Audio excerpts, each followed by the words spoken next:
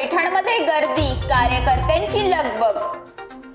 मुलुंडचा राजा गणेश मंडळाच्या 2 कार्यकर्त्यांचा पहाटे अपघात, भरधाव कारनं दिली धडक, एकाचा मृत्यू, 1 जण गंभीर जखमी।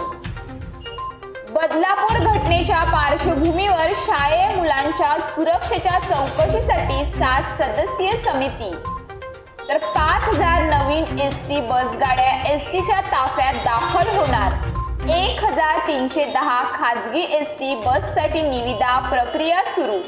वनराज आंदेकरांच्या शरीरात 2 गोळ्या शिरल्या, आरोपींकडून तब्बल 24 वार, शवविच्छेदन अहवालातून माहिती समोर।